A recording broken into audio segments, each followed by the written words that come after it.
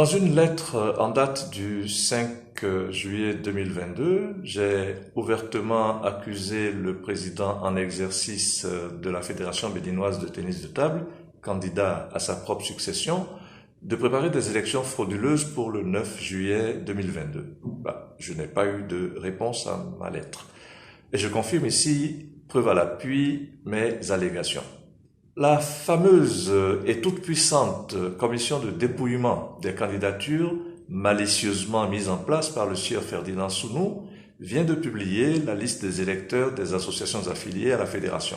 Elle a, par WhatsApp, rejeté les deux listes de délégués d'associations présentées par les responsables officiels des clubs de Hirondelle de Lokossa et AGEPOC de Comé.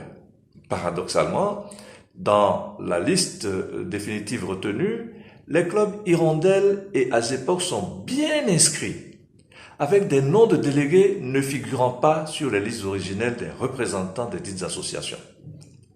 Cette même commission a également inscrit sur la liste des associations affiliées autorisées à prendre part aux assemblées générales le club Les Élites, qui n'a été admis que le 13 août 2021 et ne remplit donc pas la condition d'ancienneté, une année au moins, pour participer à une quelconque assemblée générale élective, article 13 du règlement intérieur.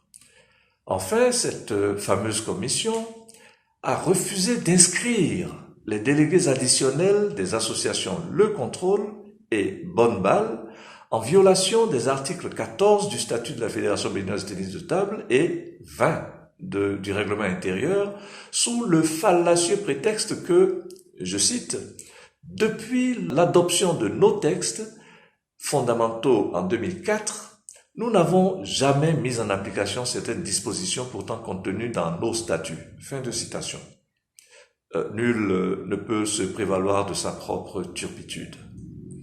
Je rappelle que Ferdinand Sounou avait perdu les élections en février 2018 et en avait contesté les résultats avant et afin de les gagner secondairement au mois de juillet de la même année sous l'égide du respecté président du Comité national olympique et sportif du Bénin, M. Julien Minavoa. Je crois que Sounou Ferdinand devrait avoir honte d'être reconduit par tricherie à la tête du comité exécutif de la fédération pour un troisième mandat successif de 4 ans avec un troisième vice-président différent.